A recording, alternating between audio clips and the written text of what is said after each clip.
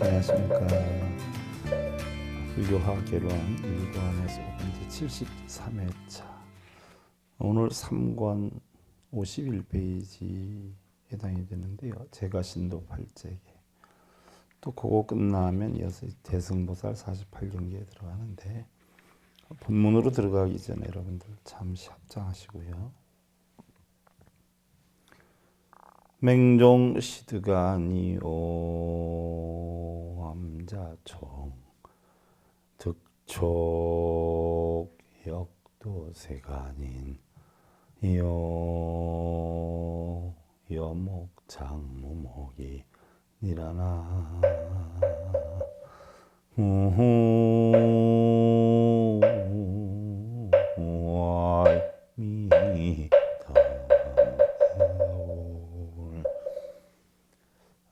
안 못 보는 사람은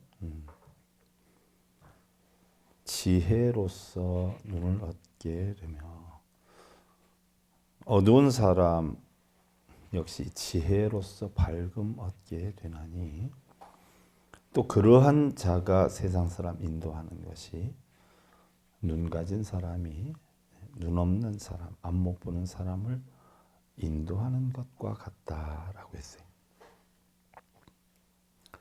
장님이다라고 하면요, 눈을 못 보는 게 아니라 마음의 장님을 뜻하는 거지요. 바로 어리석은 사람을 뜻하게 돼요. 뭐 예를 하나 들면, 뭐 돌사람이 눈물을 흘리도다, 뭐 돌사람이 피를 불도다. 옛날에 경어 큰 스님이 만공 스님이 뭐 한 소식 했다라고 해서 범어사에 계시다 오시지 않아요? 여기 덕숭총님으로 오셨는데, 이 등토시를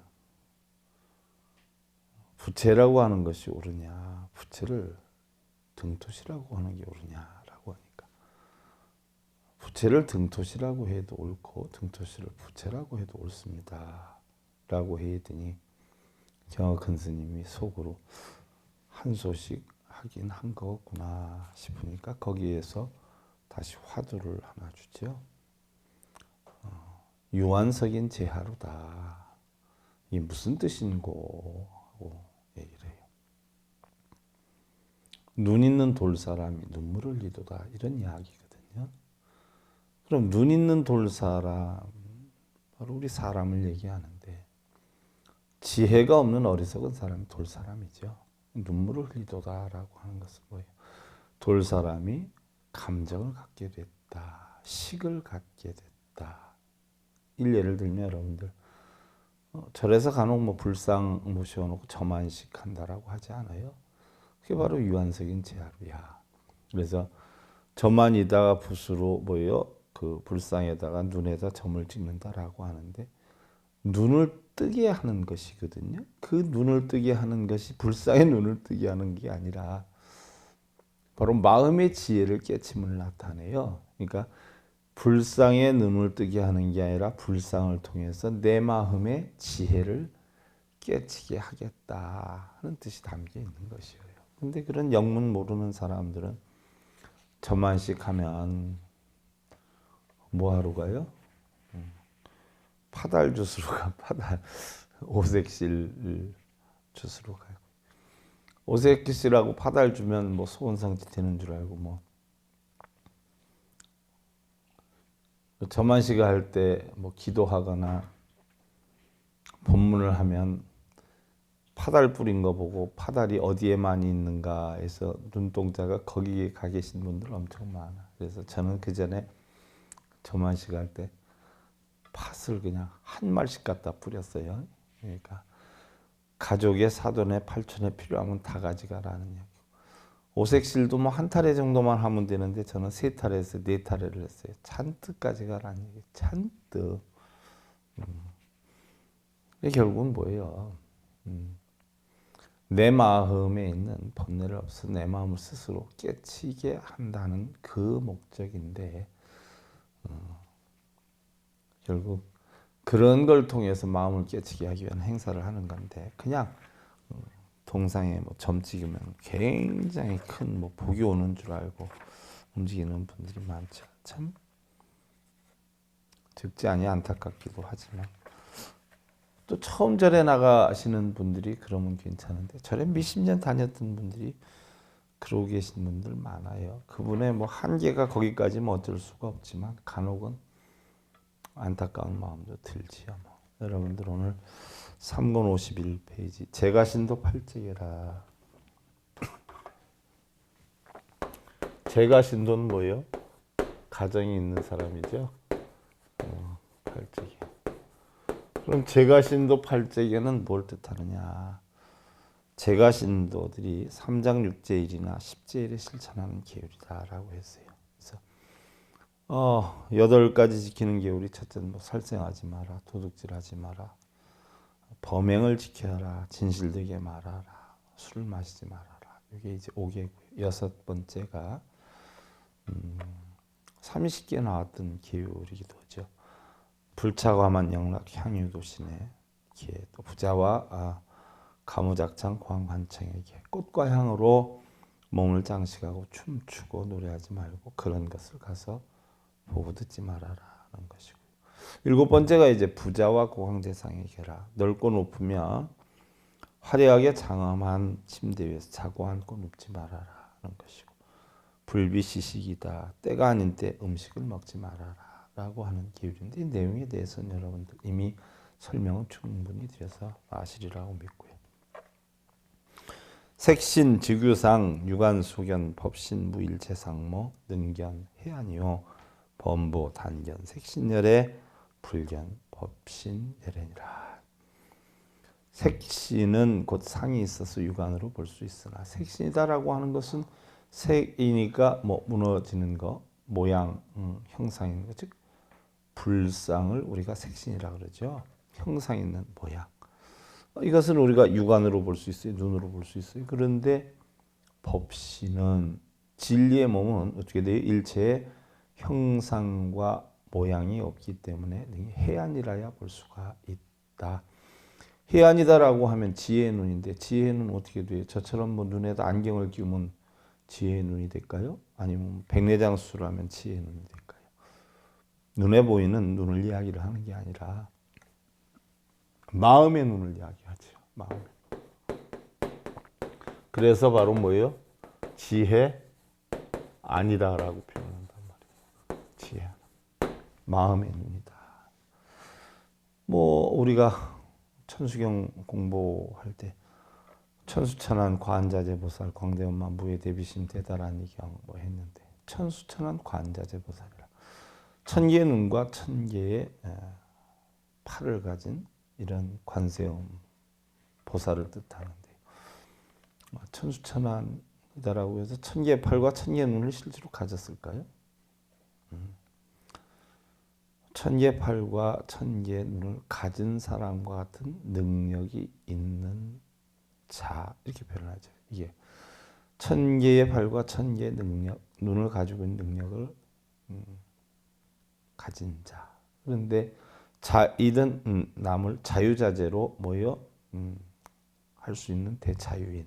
그래서 천수천안 관자재 보살이라고 하는데 그러면 어떤 스님이 물어요. 스님, 천개의 눈 가운데서 어느 것이 진짜입니까? 어느 게 진짜일까요, 여러분들?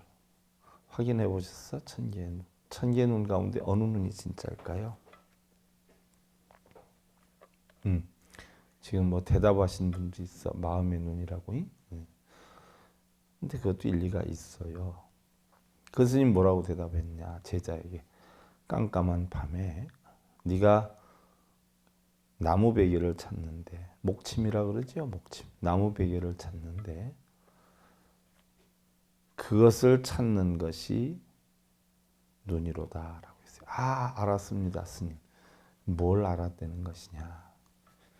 온 마음과 온 몸이 다 눈입니다라고 그러지 않아요. 여러분들 깜깜한 밤에 목침 찾을 때 어떻게 찾아요? 손으로만 찾아요? 두 손으로 하면서 뭐예요? 마음으로도 찾지요? 그 찾는 것이 진짜 천개의 눈 가운데 눈이다. 여러분들이 예를 들어서 자식이 엄마 나 배고파요 밥 좀 주세요 하면 음식을 차리는 건 손이 차린단 말이에요. 음식을 차리는 건. 그럼 손이 차리지만 손으로만 차려주느냐는 이야기예요. 마음으로까지 같이 차려준단 말이죠. 뭘 잘 먹을까? 뭘 해줄까? 또 해준 거 먹는 거 보면 마음으로 뿌듯해요. 바로 이러한 것이 천기의 눈 가운데 바로 진짜 눈이다라고 하는 건데 이것이 바로 해안이에요. 마음의 눈이 해안이에요. 그래서 법신은 결국 마음을 뜻하지 않아 일체 형상과 모양이 없지만 능히 해안이라야 볼 수 있다. 마음의 눈을 뜻하지요. 청정한 본래 마음을 우리는 아는 것, 이게 지혜 아니에요. 지혜의 눈이. 지혜라고 하는 것은 오니 공한 이치지요. 이것을 보는 눈. 이것이 결국 뭐요? 무상 속에 무상하지 않는 것. 우리 세상의 모든 것은 다 변해가지 않아요. 근데 변하는 가운데 변하지 않는 게 있어요. 그게 바로 뭐예요? 본성이에요. 이게 불성이에요. 이것이 바로 뭐예요? 지혜 아니에요. 그래서 법문은 다만 색신으로 된 열애를 보고 법신 열애를 보지를 못하느니라. 그래서 일반 법문은요. 불상은 보는데 불상 속에 담겨있는 부처님의 마음은 못 보고요. 경전에 있는 글자는 보는데 부처님의 진리는 못 보죠. 그래서 독경 사경을 열심히 하는 사람은 뭐예요? 범부이고 독경 사경을 해도 그렇지만 안 해도 부처님이 진리가 무엇인가를 깨닫는 자를 우리는 바로 뭐라 그래요? 마음을 보는 것이다. 그래서 대부분의 범부들은 경전의 글자만 가지고 몇 번 썼니 몇 번 읽었니 하지만 성현들은 어떻게 돼요? 몇 번 쓰고 읽은 게 중요한 게 아니라 부처님의 가르침의 내용 그 속엔 어떤 지혜가 들어있다라고 하는 진리를 보는 것이죠. 구름이 달려가도 하늘은 움직이지 않아요. 배가 오고 가도 항구는 그대로예요. 생사도 없고 번뇌도 없고 일체의 티끌도 없는 그런 청정진여의 정토 세계를 어디서 찾을 것인가. 자, 본성은요. 오는 것도 없고 가는 것도 없어요. 또 생사도 없고 번뇌도 없다. 왜? 우리가 어떤 행복하다 불행하다는 생각을 갖지만 본성에서는 그게 있어요 없어요? 없어요. 거울에다가 우리가 아름다운 꽃을 비치고 더러운 모습을 비춘다라고 해도 거울은 뭐 어떻게 돼요? 더러워지지도 않고 깨끗해지지도 않아요. 거울 자체 그대로 있어요. 우리 본성도 똑같아요. 우리가 뭐 희로애락을 다 겪는다라고 하더라도 희로애락은 결국 우리의 중생성으로 인해서 인연 따라 생겨났다 없어지는 것이지만 본성은 원래 아무것도 물들지 않고 없어지지도 또한 늘어나지도 줄어들지도 않는다. 이런 세계가 바로 진의 정토 세계다는 얘기. 우리는 서로 마음을 비워야 자신의 마음을 비워야 상대방을 받아들일 수 있는 공간이 생긴다. 이야기. 무슨 얘기냐? 내가 내 원칙을 정해놓고 예를 들어서 신랑한테서도 당신은 남편이니까 나한테 이렇게 해야 돼 하는 원칙을 딱 정해놓으면 그 신랑이 그 원칙에 따라와야지만 어떻게 돼? 상응을 하지 안 따라오면 짜증이 나고 화가 나죠. 결국은 내가 상대방을 받아들일 수 있는 공간이 형성되는 것은 내 마음을, 내 아집을, 내 이기를 비워놔야 비우는 만큼 들어올 수 있는 것이다. 이야기예요. 뭐 예를 들어서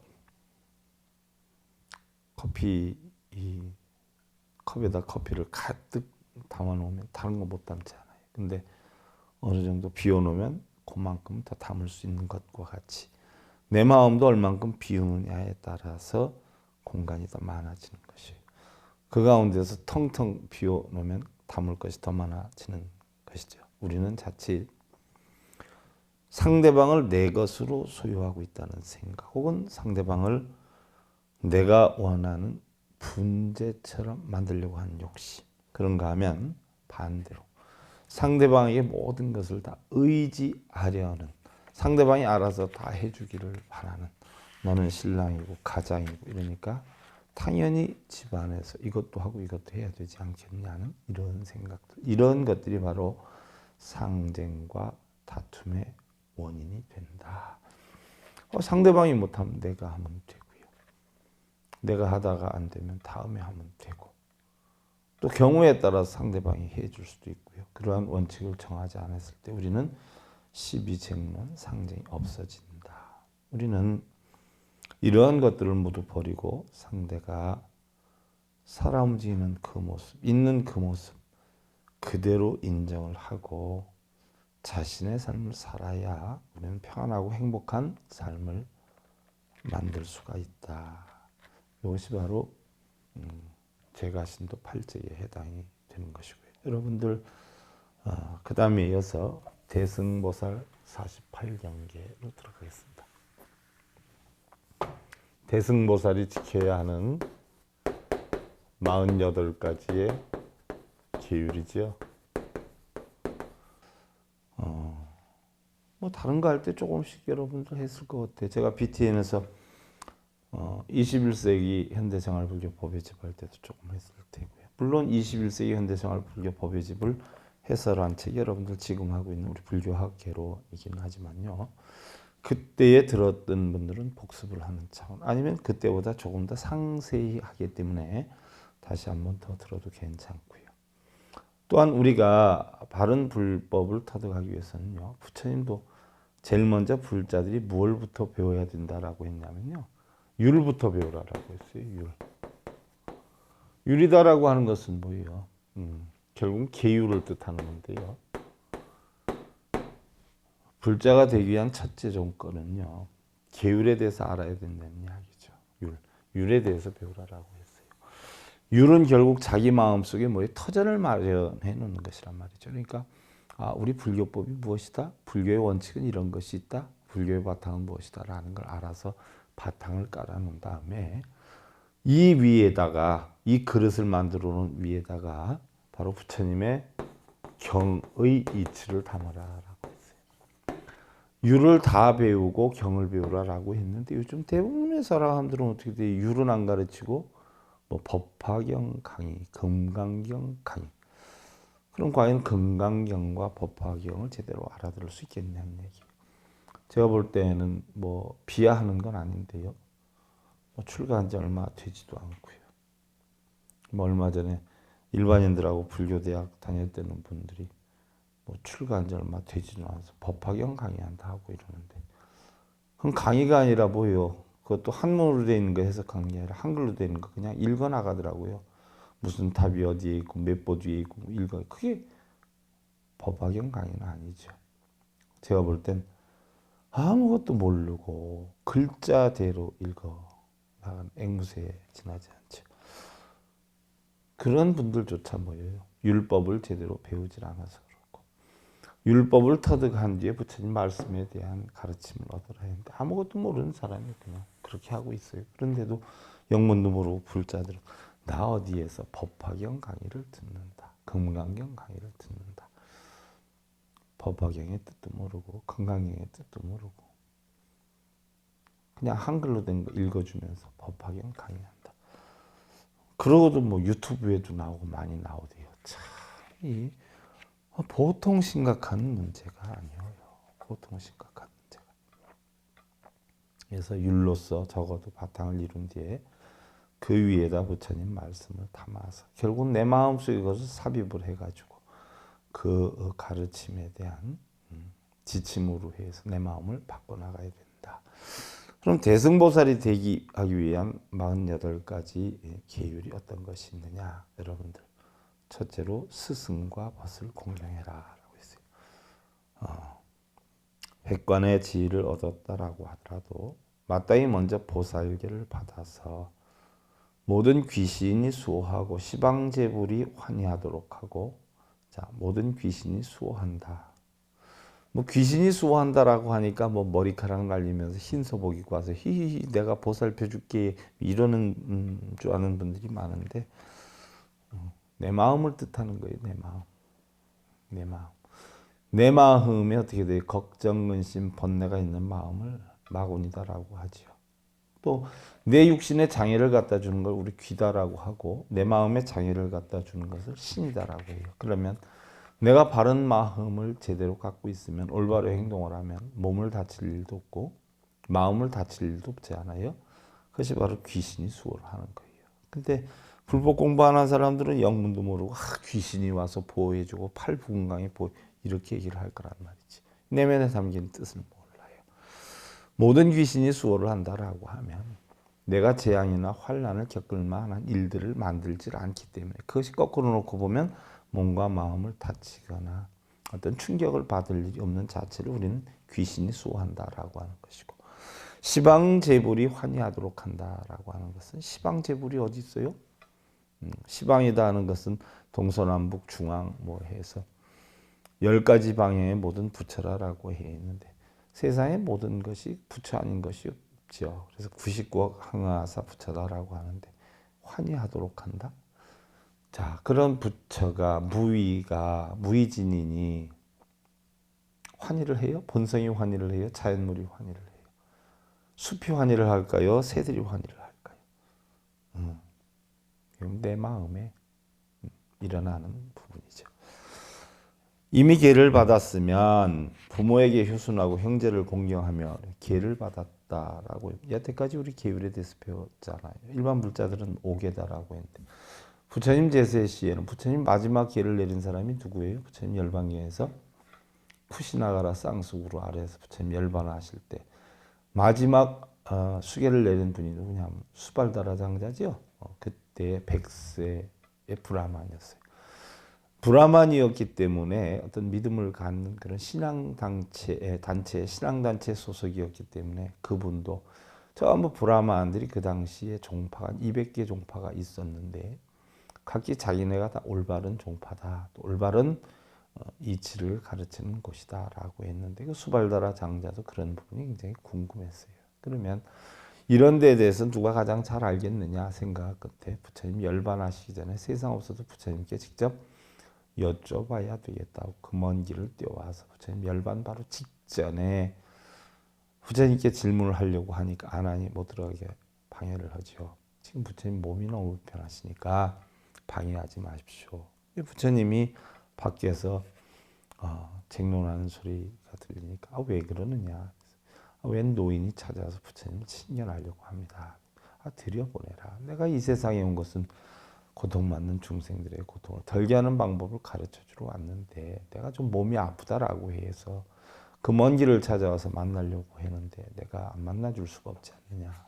그래서 수발다라 장자가 들어와서 정중하게 예를 갖추고 물러나 앉아서 부처님께 질문하죠.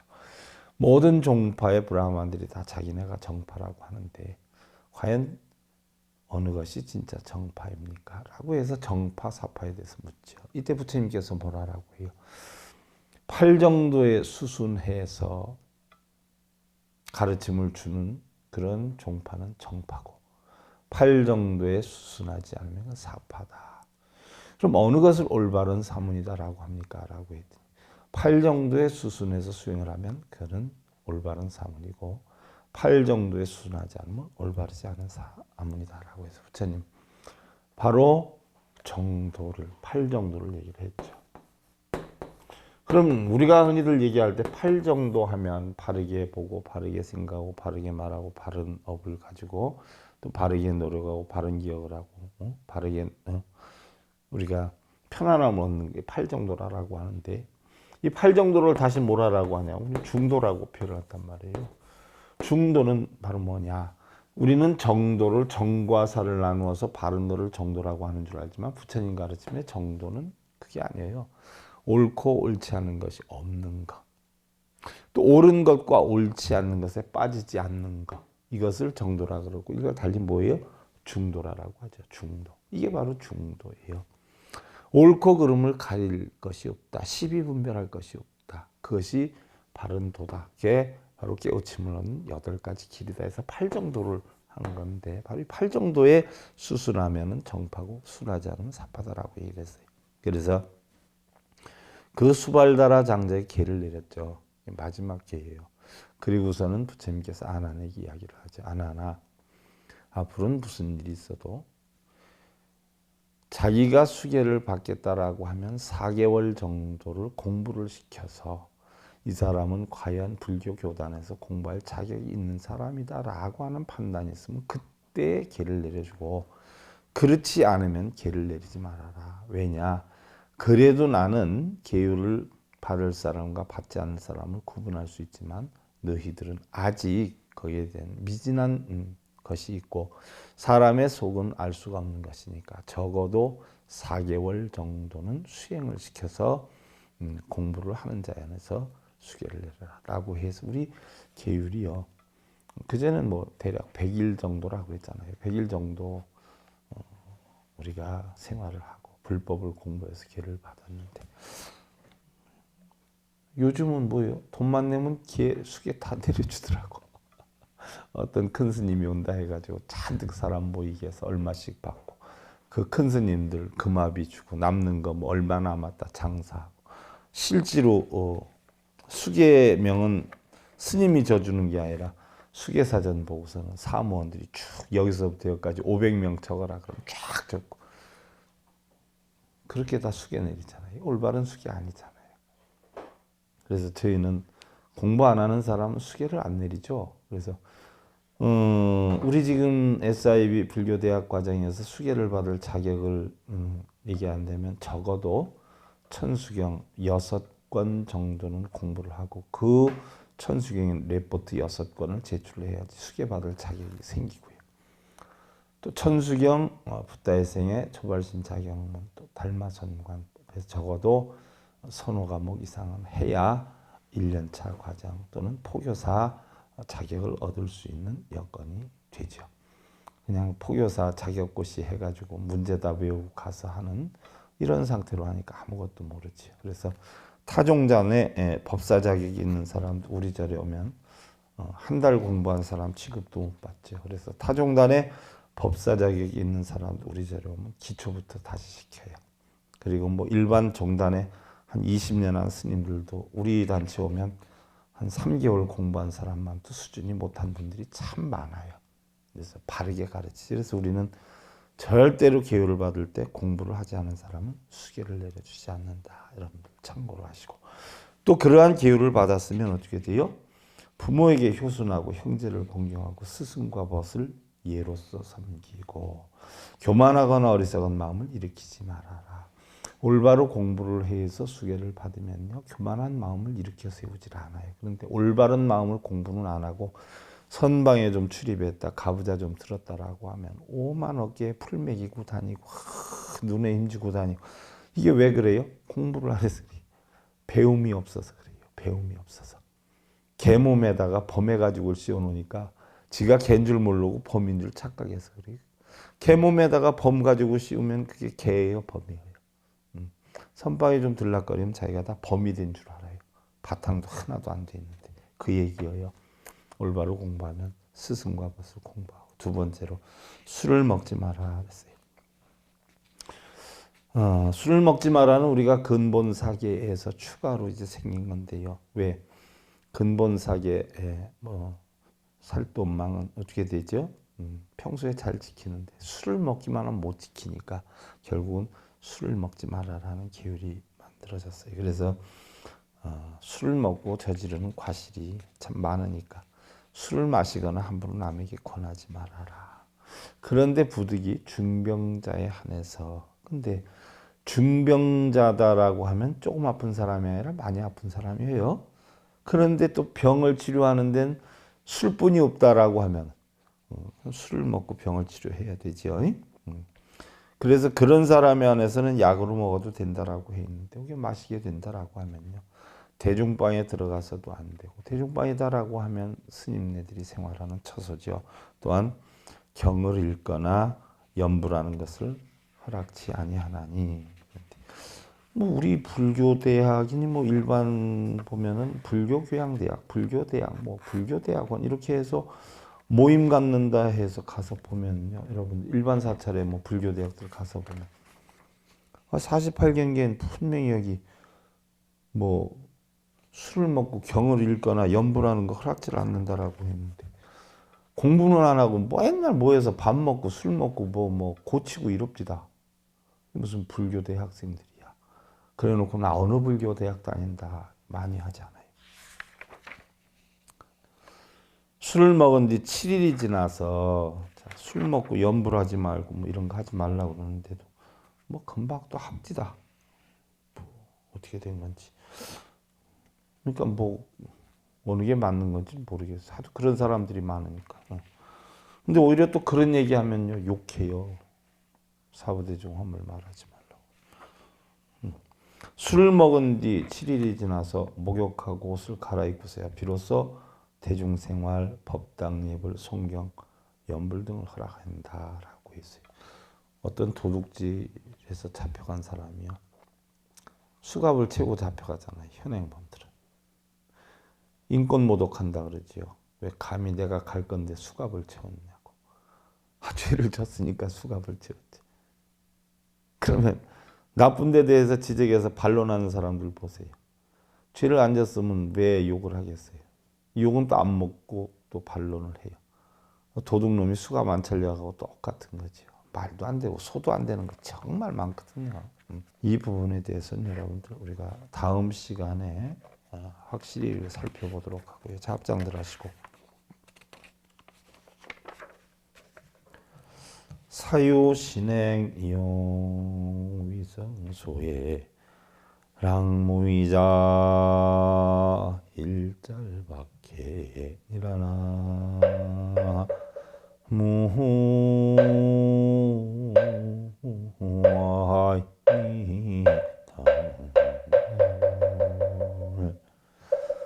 바른 이로 하여금 진리에 믿음과 실천이 있다면 그로 인해서 성인으로 하여금 칭찬을 받고 무위를 좋아하는 이는 탐진치 번뇌를 만들지 않고 여야한 본성 이런 걸 좋아하는 이는 일체 모든 결박에서 벗어나느니라.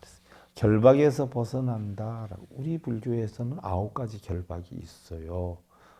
저 여러분들 그 5분설법 행복으로 하는 동행 있죠. 거기 13번째인가?